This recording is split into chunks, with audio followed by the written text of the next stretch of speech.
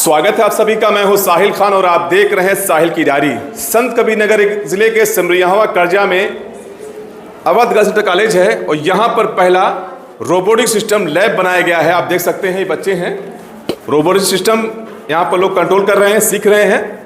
और यहां का लैब आपको देखने में लग रहा होगा वास्तव में एक रोबोटिक लैब है। देख सकते हैं यहाँ पर ये सब रोबोट यहाँ बनाए गए हैं और ये देखिए बच्चे यहाँ पर हैं। और सबसे पहले देखिए हम यहाँ पर टीचर्स हैं, उनसे बात करेंगे। सर आपका नाम क्या है? मेरा नाम हर्षल। मेरा नाम हर्षल जी। हसन साहब, ये जो आप रोबोटिक सिस्टम यहाँ सिखा रहे हैं, क्या इसका पर्पस क्या है? इसका पर्पस ये है कि बेसिकली बच्चे जो थ्योरी पढ़ रहे हैं आज तक, उसको पहले हम लोग ने टेक्नोलॉजी में बदला।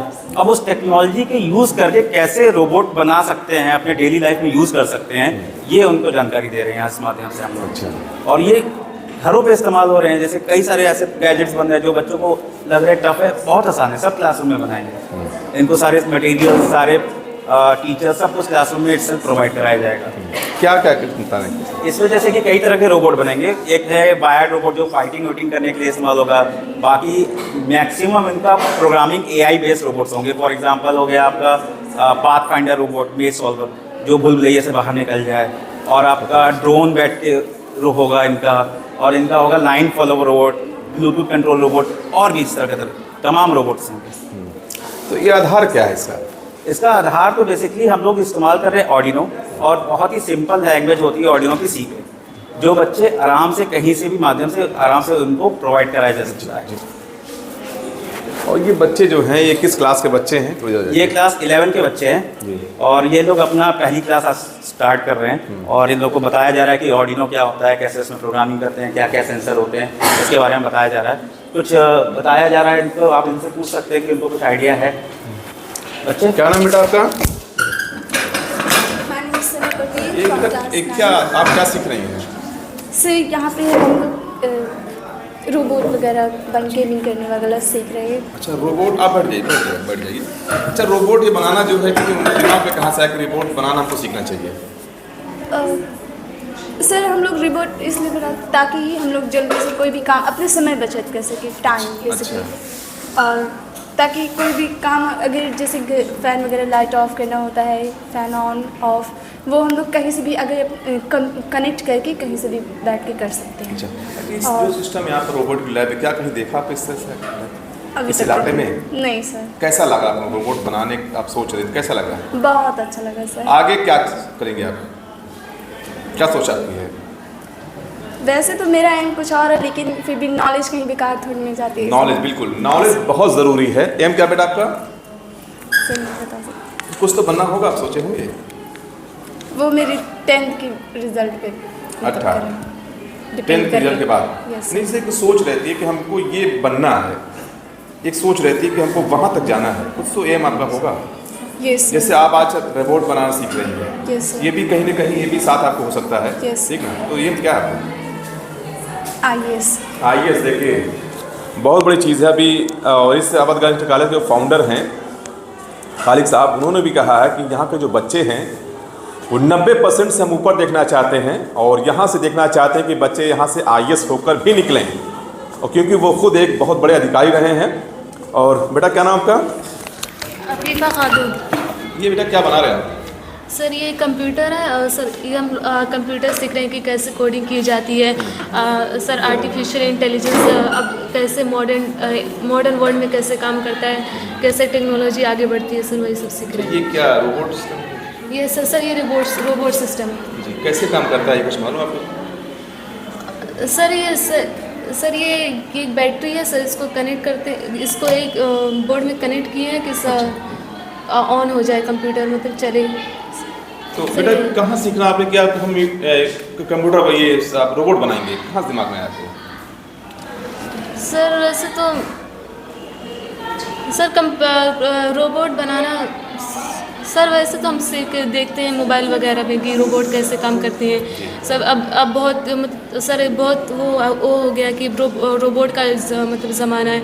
अब सब AI आर्टिफिशियल इंटेलिजेंस मतलब सब काम करें, या फिर हॉस्पिटल डॉक्टर मेडिसिन वगैरह में यूज़ करते हैं। सर एजुकेशन के लिए भी AI आर्टिफिशियल इंटेलिजेंस भी हो गई सर। हर मतलब हर काम में सर आर्टिफिशियल इंटेलिजेंस में सर ये काम आते हैं रोबोट वगैरह। बिल्कुल बहुत ज़रूरी है, क्योंकि जिस तरह से यहाँ पे देख लैब देख सकते हैं आप, ये यहाँ पर ये अवध गर्ल्स इंटर कॉलेज का ये रोबोटिक लैब है, बेहद शानदार। और देख सकते ये बच्चे जो हैं और रोबोट बनाने की तकनीक को सीख रहे हैं, और टीचर भी बाकायदा यहाँ लगे हुए। देखिए बच्चे हैं ये। बेटा क्या नाम का आपका नाम क्या बेटा? क्या बना रहे हैं? रोबोट बना रही हैं? अच्छा, क्यों रोबोटिक क्यों सीख रही हैं आप? मुझे इसमें इंटरेस्ट है। रोबोट में इंटरेस्ट है। बनना क्या आगे चलते आपको?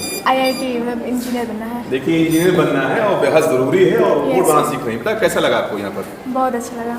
टीचर्स कैसे यहाँ पर हैं? बहुत हाई लेवल के मतलब बहुत अच्छे से टीचर्स हाई लेवल टीचर्स हैं। Yes. अच्छा, सिमरिया जो इलाका जो है काफ़ी ये मुस्लिम बहुल इलाका है और पिछड़ा इलाका है, ऐसे में इस जगह पर इतना बड़ा एक रोबोटिक लैब बनाया, क्या करना चाहेंगे आप?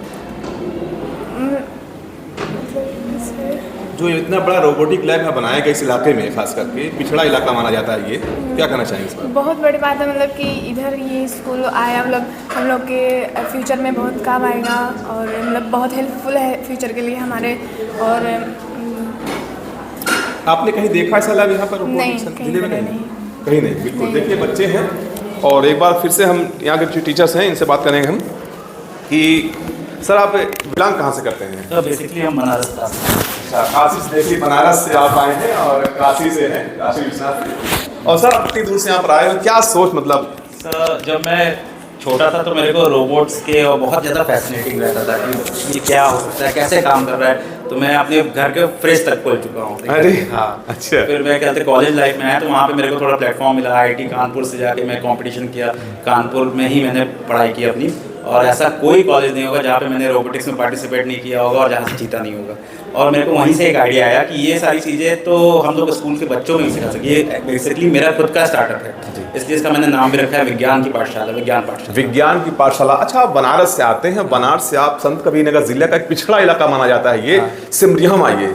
ऐसे इलाके में इस तरह का ये जो रोबोटिक लैब जो कहीं देखा आपने आप जिले में कहीं है? नहीं सर, कहीं नहीं देखा, पहली बार है ये। खुद हमने, हमारे लिए खुद ही चौंकाने वाली बात है कि इस इलाके में ऐसे स्कूल, ऐसा इंफ्रास्ट्रक्चर, ऐसी क्लासरूम, ऐसी लैब्स मेरे हिसाब से आज तक कहीं नहीं देखा। मैं एक स्कूल में नहीं, ऑलमोस्ट मैं 200-300 स्कूल में विजिट कर चुका हूँ आज तक के, और हर गांव के स्कूल में विजिट कर चुका हूँ, नौतनवा तक जाता हूँ पढ़ाने। बट ये पहला स्कूल है जहाँ पे मेरे को ऐसा लगा कि नहीं, ये गाँव है नहीं। जी, गाँव नहीं है ये। अच्छा, बनारस में, वाराणसी में इस तरह के रोबोटिक लैब कितने होंगे इस तरह के? बनारस में ओवरऑल आपको 20 से ऊपर लैब मिल जाएंगे। 20 पूरे बनारस में? देखिए पूरे बनारस में देखा जाए तो इस तरह का रोबोटिक लैब सिर्फ 20 है, और संत कबीरनगर जिला बनारस के आगे कुछ भी नहीं है। प्रधानमंत्री जी का वो संसदीय क्षेत्र है, और ऐसे इलाके में अगर इतना बड़ा रोबोटिक लैब यहाँ पर है, अपने की बहुत बड़ी बात। क्या कहना चाहेंगे लोगों के लिए? बहुत हम यहाँ संत कबीर लोगों के लिए यही कहना चाहेंगे कि आप लोग ने बहुत अच्छा इनिशिएटिव लिया है, अपने लिए नहीं अपने बच्चों के लिए इनिशिएटिव अच्छा लिया है, और फ्यूचर में ये आपको पे बैक जरूर करेंगे इसी टेक्नोलॉजी के माध्यम से, इसी नए लर्निंग के माध्यम से। जो चेयरमैन साहब हैं खालिद साहब, उन्होंने जो शुरुआत की है ये, क्या कहना चाहेंगे? उनकी सोच, उनकी सोच और उनकी अलग अलग इम्प्लीमेंटेशन पे इतना ज़्यादा इम्प्रेस्ड हूँ, मैं बता ही नहीं सकता उसके बारे में कि एक ऐसा आदमी खाली सोचता नहीं है, वो इम्प्लीमेंट भी कर रहा है। सोचते बहुत लोग हैं, सोचते हमें आप भी हैं, लेकिन इम्प्लीमेंट करना, वो भी with in the time frame, वो बड़ी बात होती है। उन्होंने 2022 में सोचिए यूपी बोर्ड से स्कूल चला था, और उन्होंने कैसे CBSE बोर्ड किया, आज रोबोटिक्स लैब भी है। आप सोच सकते हैं कितने समय की बात है, 2 साल के अंदर अपने आप स्कूल को 200 के स्ट्रेंथ से आज 800 के स्ट्रेंथ पे ले आए। तो उनका, हमको लगता नहीं है कि मैं उनकी थिंकिंग वहाँ तक पहुँच भी पाऊँगा, लेकिन हाँ, उनसे सीखने को काफ़ी कुछ मिलता है और अच्छी बात है। अच्छा, जो बच्चे यहाँ सीख रहे हैं रोबोटिक जो है, वो कितना सपोर्ट मिला आपको? मेरे को फुल सपोर्ट मिल रहा है सर, टू बी ऑनेस्ट। मैं बता रहा हूँ कि from the very first day वो मेरे से टच में है, सारी चीज़ें हैं यहाँ पे, सारी बच्चों को कैसे बताना है, उनको डेमो देना है, सारी चीज़ें मेरे को, इनफैक्ट सारे मटेरियल्स के और सारे बच्चों को सारे मटेरियल्स को फ्री ऑफ कॉस्ट अप्लाई किया जा रहा है। इसमें बच्चों को कोई भी एक्स्ट्रा चार्जेस नहीं दिया जा रहा है। जो रोबोटिक सिस्टम सीखना चाहते हैं उनके लिए क्या करना चाहेंगे आप? मैं ये कहना चाहूँगा कि उनके लिए बहुत अच्छा स्कोप है, एक नहीं हजारों फील्ड में। मेडिकल फील्ड हो गया उनके लिए, और इंडस्ट्रियल फील्ड हो गया उनके लिए, और उनके लिए और कोई भी फील्ड आप नाम लीजिए। आजकल तो सर्विस रोबोट भी आ रहे हैं, रेस्टोरेंट्स में रोबोट्स इस्तेमाल कर रहे हैं। लखनऊ में कुछ 1-2 रेस्टोरेंट भी खुले हैं, इसमें बोल रहा है कि सर्विस रोबोट। तो इनके लिए स्कोप की कमी ही नहीं है। और साथ ही खाली ये रोबोट के बारे में नहीं जानेंगे, एआई के बारे में जानेंगे। जो आजकल आपके मोबाइल में आप कुछ भी सोच भी रहे हैं, जैसे कि हमको जूता लेना है, ये सोच रहे हैं, आपके जूते के ऐड आने लग रहे हैं। तो ये पूरा एआई बेस भी यहाँ से सब सीख के जाएंगे बच्चे। बहुत बहुत शुक्रिया आपका। तो ये है सिमरियावा का ये करजा गांव है, और ये अवध कॉलेज है, और ये यहाँ का रोबोटिक लैब है। जो यहाँ के टीचर्स हैं वो बनारस के रहने वाले हैं, वाराणसी के, और बता रहे हैं कि वाराणसी में 20 ऐसे लैब होंगे, यानी इतना बड़ा वाराणसी 20 लैब। और संत कबीरनगर ज़िले के एक छोटे से इलाके में सिमरिया ब्लॉक इलाका है, और यहाँ पर इस तरह का रोबोटिक लैब अपने आप में बहुत कुछ कहता है। और यहाँ के जो चेयरमैन हैं, वो फाउंडर हैं, वो चाहते हैं कि इस इलाके के लोग काफ़ी आगे बढ़ें, और यहाँ के खासकर उनकी सोच जो बच्चियों के लिए, यहाँ पिछड़ा इलाका है, यहाँ की बच्चियाँ आगे बढ़ें। जिस तरह का माहौल आपको यहाँ दिख रहा होगा, आपको लग रहा होगा कि संत कबीरनगर ज़िले का ये इकलौता ऐसा रोबोटिक लैब है जो अपने आप में सब कुछ बयां करता है कि एक बार यहाँ पर ज़रूर आके देखिए कि यहाँ की पढ़ाई कैसे होती है। यहाँ क्योंकि उनका कहना है कि सिर्फ डिग्री से नहीं, नॉलेज अगर आपको लेना है तो एक बार अवध गर्ल्स कॉलेज में आप ज़रूर पहुँचिए। आप बने रहिए साहिल किरारी के साथ। My name is Muhammad Yusuf Khan. I am a teacher here, and this is a physics lab of our beloved school. You can see that for students all the things are available which are requirement for physics lab. Instruments you can see, and we all know that in today's era whatever is taught in classes, students should find a place to practice all those things. So for that purpose, here a very rich physics lab has been organized by the school, and students come here and they just do practices here, they do practicals here, and they know how to apply the theory that they are taught in the classes. And in this way we develop the skills in the students and the scientific skills in the students. So we know that this is a very good platform that is provided to the students here in Awadh Girls Inter College, Karja, Sant Kabirnagar. And that's all I wanted to tell about this particular lab of the school. Very good morning. My name is Dr. Imtiaz Ahmed. I am here HOD Biology, and this is our biology lab. So what we are trying to give here in our school, Awadh Girls Inter College, beside the theoretical knowledge, we try to give the practical knowledge as well. See, biology is a very like a boring subject. So, but when you learn biology with experiments, then it's become interesting subject. So for this, we have more or less very well equipped laboratory. So what can here see? We have a microscope, we have some magnifying scope, and here we have some models also that we can understand anatomy in a much better way when we have some models. Similarly, here we have certain specimens. By these specimens we can identify, we can visualize different kind of animals and plants, and here are certain reagents that we use to stain our sample and then visualize in our microscopes. Similarly, here we have a special tray that we call it dissection tray.